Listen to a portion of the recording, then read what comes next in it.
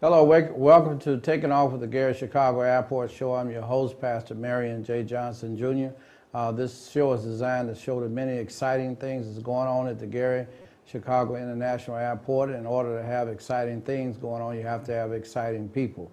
And we have one of those today. Our very special guest is County Councilman RooseveltAllen, and also he's also one of the newest members of the Gary Chicago International Airport Authority Board, and I'm proud to say he's my friend. We've been friends for many years, and we pray that this friendship would continue. And I just want to applaud you for the work that you're doing at the Gary Chicago Airport now. And so we want you to share something about your background, your schooling, your family, and how did you get, we mentioned that you were a Lake County Councilman, and how did you get Lake County Commissioner, Lake County Commissioner, and that you're doing a fine job there also. And has it always been on your heart to be in politics? Just share something with us about your background as we move further. Yeah, first, I want to thank you for inviting me to appear on your show this afternoon and share with your listening audience. I come from a family that's been in Gary for a long time. We're one of the pioneer families in Gary. My family came here around 1917, so that was soon after the city was organized. And we have always been involved in business. We are a business family, a small business family. We've had numerous businesses. My grandmother, she had a large florist shop, and the florist shop served not only Gary, but it served East Chicago and Hammond back then. And she was also a school teacher. She taught night school at Roosevelt High School. Her name was Addie Platt Allen. Yes. And then my great uncle, Dozier Allen Sr., yeah. He had the first black-owned, independently owned service station in the state of Indiana. It was a Sinclair station, and it was located over on the east side of Gary, 21st and Virginia. And then we got into the funeral business, and the way we got into the funeral business, the first black funeral director to come to this area was a man named Roscoe Guy. Mm-hmm. And he established a funeral home. He was married to Ida Guy. Ida Guy was a school teacher in the Gary Public School systems, and her dad, his name was Mr. Garnett. They named Garnett School after her dad. He was a famous educator. Mm-hmm. And so Mr. Guy started the funeral business, and then my father got involved with Mr. Guy. And at the time he got involved with him, Mr. Guy was getting up in age, and so he agreed to sell the firm to my father. And over a period of years, my father purchased the firm from him by contract. Back in those days, you could not go to the bank and get money to purchase a firm. You just had to enter into an agreement with the owner that you would just purchase it on contract and just pay so much a month on time over a period of years. And so that's what happened. And then as we began to prosper in business, then we became interested in politics, because business and politics, as you're quite aware, are interrelated. Yes. And so often politics can have a positive or a negative effect on your company, your business. And so then we decided to go into politics. My dad was a member of Midwithania, that organization that the former Mayor Richard Gordon Hatcher was a member of. And it was an organization that was dedicated to involving more blacks in the city into politics and government.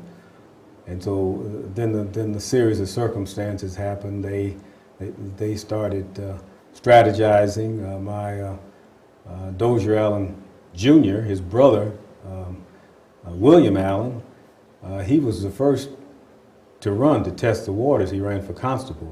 The Midwithanians put him out there to run for constable, and he did very well. And so they said, well, he's done pretty good, so now we're going to test him even further. And then they elected to put Dozier out to run for Calumet Township Assessor against Tom Fidel. You probably don't remember Tom Oh, I Fidel. remember Fidel. I was young. And we came even closer to our goal, and then they determined and decided that the time was right in history to run a black for mayor of the city of Gary, and they decided to support Richard Gordon Hatcher. And you know what happened after that, the history of it. He became the mayor and was the mayor for almost 20 years, over 20 years. But also during that process, being around a business family and a political family now it has evolved into a business political family, and sitting around on the side listening to the discussions, the political discussions and the business discussions, it started spiking my interest in politics also. And so at one point, William Allen, Dozier's brother, he came to me and made the suggestion that I get politically involved. He made it in the sense that it was my requirement and the family's requirement that we not only be involved in business, but that we provide some kind of community service to the community. And so he persuaded me to run for Calumet Township Board. Mm-hmm. And so that was my, that was not my first race. My first race, I ran for the Board of Directors for MetroCorps, and I was unsuccessful. I lost that, but they continued to encourage me, and so then I decided subsequently to run for the Calumet Township Board, and I was successful. I did very well. In fact, I think at that time I got about 15,000 votes in the primary, which was very surprising to everybody. And so I worked on that board in conjunction with my cousin, because he was already the Calumet Township trustee and had been served several years as a member of the Gary City Council. So I stayed on that board for a number of years, and then I decided to move to a higher office, and I started running for other offices, and at last I became the Lake County Commissioner, which is a very interesting job. It's time consuming. It gives you a lot of insight into what's happening in the entire region and the state. It gives you access to not only local officials, but state officials and federal officials and everybody. So, and it gives you access to presidents and CEOs of the major corporations in Indiana and some of the national corporations. So I enjoy being the county commissioner and representing the citizens in my district. And currently my district includes East Chicago, Gary, it includes all of Griffith, it includes Hobart, it includes Lake Station, New Chicago, and unincorporated Cal Township. Yes. So it's a pretty large, it's the largest district of all of the commissioners, and it also has the integrated mills in it, the large industry. So after that, after you after you achieved all these goals, and you do a very fine job representing the cities, thank you, the citizens that you represent, but you didn't have enough to do. So you became the newest member of the Gary Chicago Airport Authority, and mentioned to us, and I'm just teasing with you, mentioned to us, how do you think your position, and I've seen it work, but I want you to explain to our listening audience, how does your position as a county commissioner help you to help the Gary Chicago International Airport? Well, just being in that position helps, but it also gives more credibility to what the airport is doing. We realize that, and everybody realizes this, that the major economic engine in Northwest Indiana is going to be that airport. And if you go around the country and look at other airports, I mean, it's a proven economic engine. I mean, if you simply go a few miles over into Illinois and look at Chicago Midway, I can remember when I used to drive up and down Cicero Avenue, and it was barren. Yes. And then they developed Midway Airport, and as a consequence, you had $6 billion worth of development, residual development around the airport. So what's really important is the development that occurs as a consequence of the airport. Now you go over into Illinois and go up and down Cicero, and you see shopping malls, you see Yes.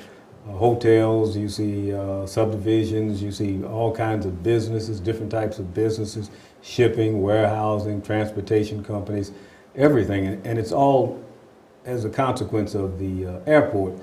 And we realize in Lake County, Indiana, that the only way we can begin to provide true tax relief to the taxpayers and the citizens and the homeowners in Lake County is to expand the tax base. We have to expand the tax base. If we expand the tax base, then subsequently the tax rate decreases considerably, and expanding the tax base creates jobs.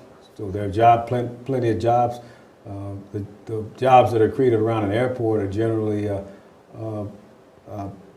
good-paying jobs, and so the citizens will get good-paying jobs instead of minimum wage jobs. They'll get good-paying jobs, and at the same time their taxes will go down, and as the tax base expands, their homes, their houses will appreciate in value. And that's what everybody wants ultimately. So we're all stakeholders, and so I realize even the county and the other commissioners, we all realize that we are stakeholders, so we felt that it's important that we have an active involvement with at least one commissioner being on the airport board. And I also help the airport because I'm so involved in regional governments in Lake County. I'm vice chair of the Northwest Indiana Economic Development District, and we deal directly with the U.S. Department of Commerce, the Economic Development Administration, as far as trying to access and procure federal funds to be used in this area for development. I'm chairman of the SAIDS committee. That's another committee that works closely with the Economic Development Administration. I'm a member of the governing board for Work One, the Work One Center for Innovation, and that's the agency that oversees the unemployment office. They oversee job training. They oversee summer jobs for youth, summer employment for the youth. They oversee counseling, and they also oversee job placement in the area. And they compile all kinds of data and statistics concerning unemployment in our area and also in the region. And so I am able to sit up at the airport board and not only report back to the county officials, but to report back to these other regional councils that are stakeholders. I'm also on the executive committee for the Northwest Indiana Regional Planning Commission. I'm a member of that board, and I sit on the executive committee, which is the committee that primarily makes the decisions for the whole body, and they have the control over the Federal Highway Administration funds. They have control over the Federal Transit Administration funds, and they have control over the CMAQ funds, which are the Congestion Mitigation Air Quality funds that are used. These are all federal funding sources that come into the area. And so I get an opportunity to come back from the board and report back to them about how the airport is doing, whether the airport is moving on track, which it is. It's moving on schedule. In some instances, the ACOM and the construction manager, Scott Wheeler, they have instances where they're saving us some money, and we are trying to find additional sources of revenue. You know, we're seeking I tell them the airport is seeking additional sources of revenue, and they're constantly looking for new airlines, potential airlines to come in to the site, and FBO, fixed-based operators to come there.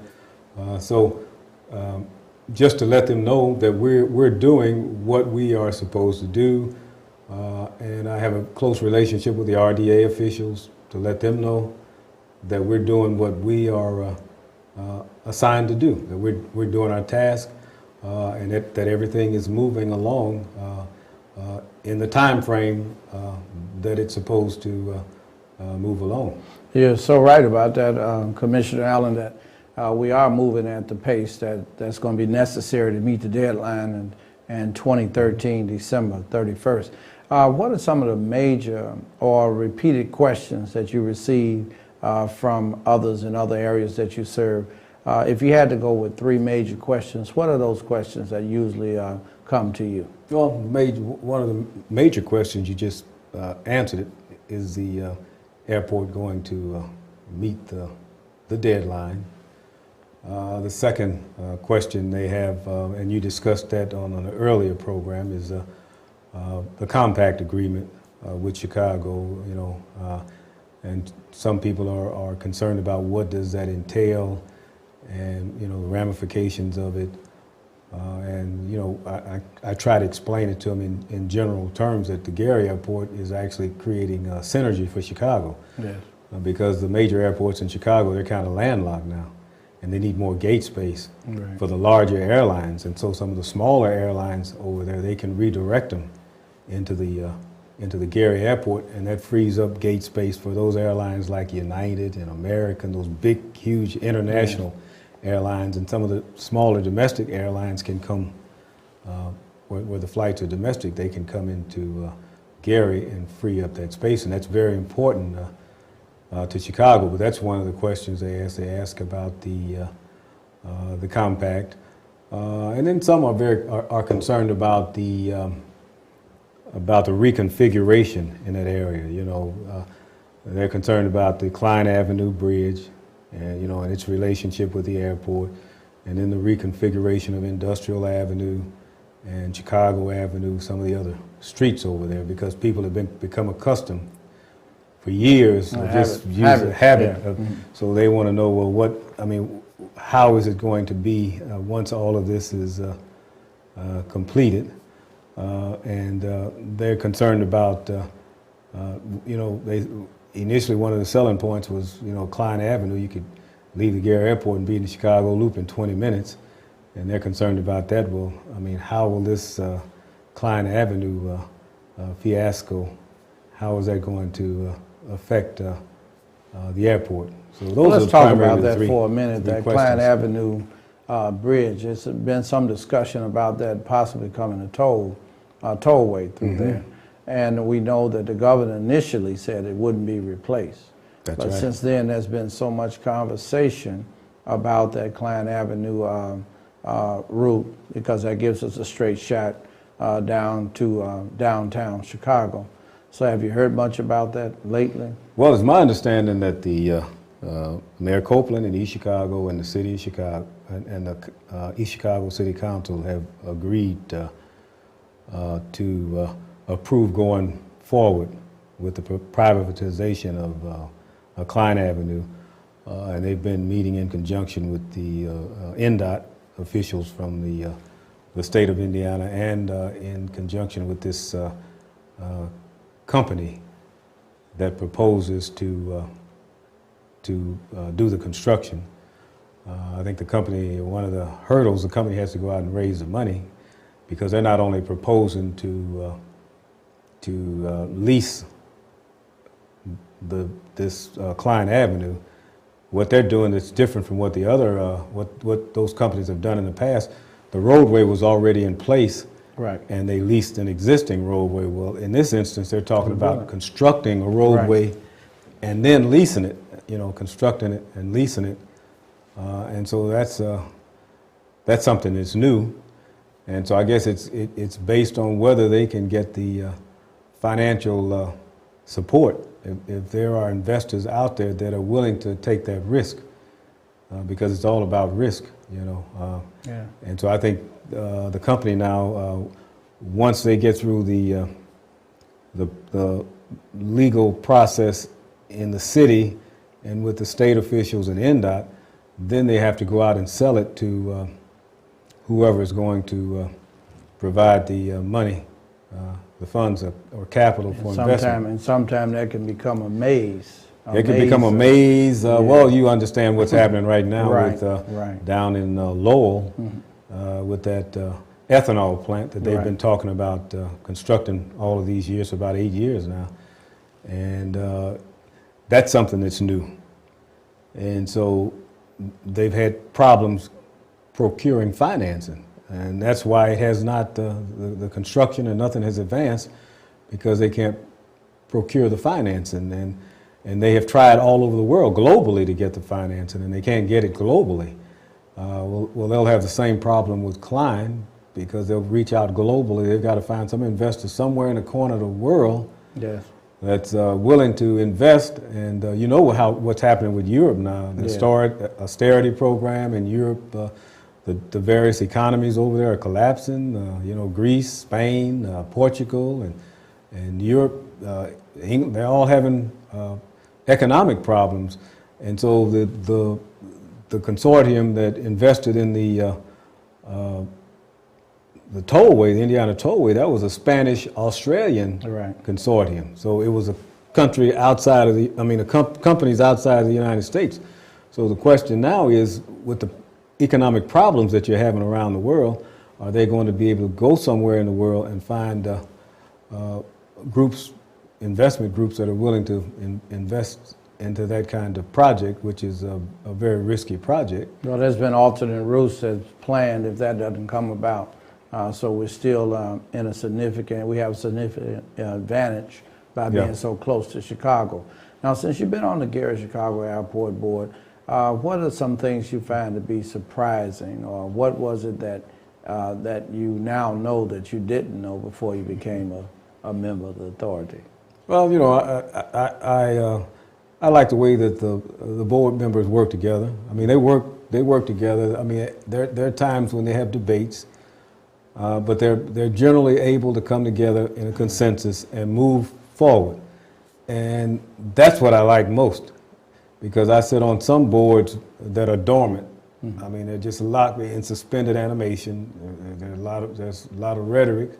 There's no deliberation, no action. But the Gary Airport Board, you move forward. You're always forward moving.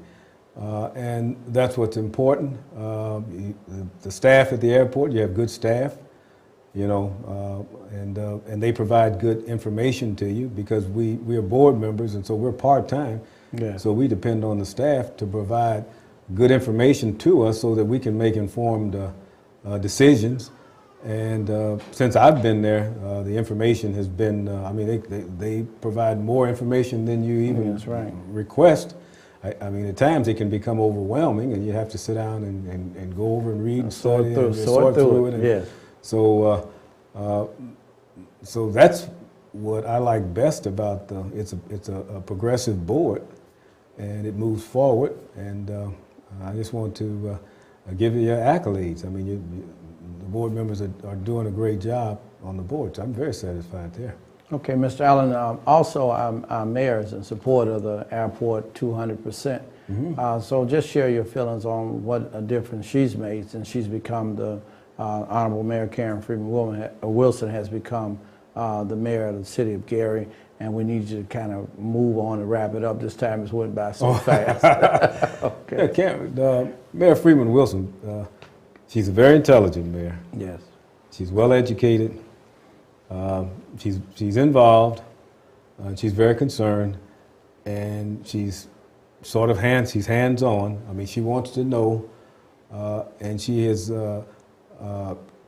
assured us that whatever we need from she and the city and the administration, however they can help us, that she will help us. And so that's a very good in our favor that she's willing to do that. Whenever I have questions that I need to ask her as an airport board member, I mean, she responds. I call her, and she'll respond, you know, on her cell phone, and sometimes we communicate by text mail. But she realizes, just as we do, that this is the engine. This is a project that's going to move the city of Gary forward and move the region forward. And she realizes that more than ever. And so, as I indicate, she's willing to do whatever we want her to do to make certain that it moves forward. The consultants that we have, yeah.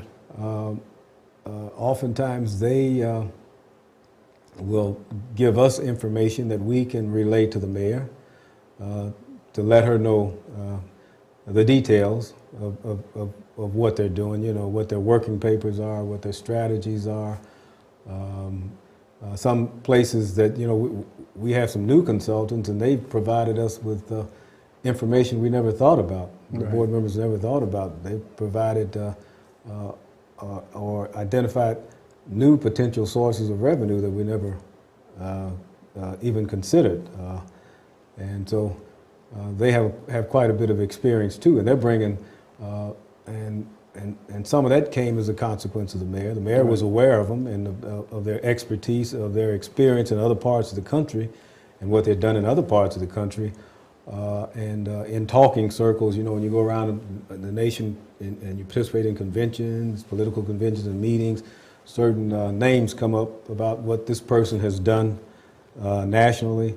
And so she was able to redirect us to a certain extent so that we have new resources available that will help us even more as we move forward. So I just want to compliment the mayor and just say that she's doing a wonderful job. Yeah, I agree with you 100%. And we want to thank you for taking time out of your busy schedule. And we're going to have to invite you back to continue this conversation. And I want to commend you because you really have made a difference with the Gary Chicago Airport. Yeah. Once again, you've been watching Taking Off with the Gary Chicago Airport show. I've been your host, Pastor Marion J. Johnson, Jr. Our very special guest has been County Commissioner RooseveltAllen, our friend and our brother. Thank you. Thank you for taking time out of your busy schedule to come and share with us again. Thank you.